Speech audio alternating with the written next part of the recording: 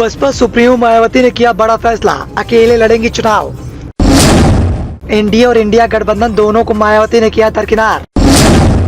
मायावती के फैसले से टेंशन में बीजेपी हाईकमान। आगामी लोकसभा चुनाव की नजदीकियों को देखते हुए लगातार इस बात को लेकर सवाल बरकरार था कि बसपा सुप्रीमो मायावती किस तरफ जाएंगी।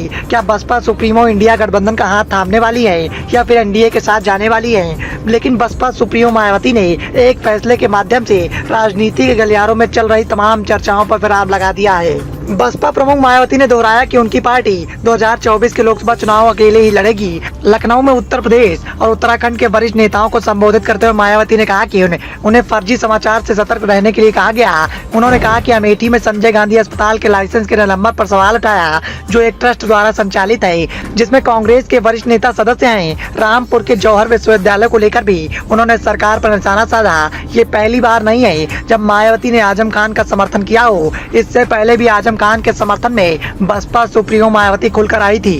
मायावती ने बसपा कार्यकर्ताओं से कहा कि जिस तरह से अत्यधिक बुलडोजर कार्यवाही कर पूरे परिवार को परेशान किया जा रहा है, इसी तरह से जिस तरह से व्यक्ति को दोषी नहीं ठहराया गया, उसके शैक्षणिक संस्थान को निशाना बनाया गया, अब अस्पतालों को बंद किया जा रहा है, यह अत्यधिक जन विरोधी कदम है।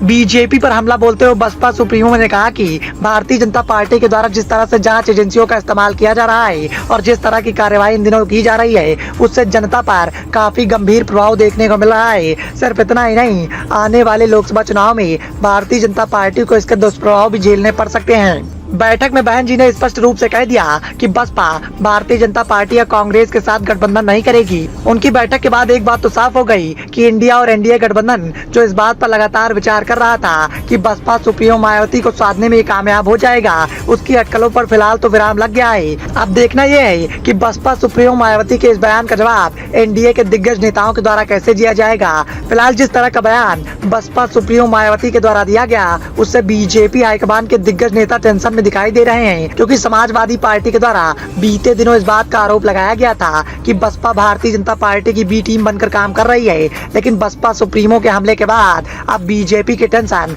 बढ़ती हुई दिखाई दे रही है। Bureau report, the noise of India.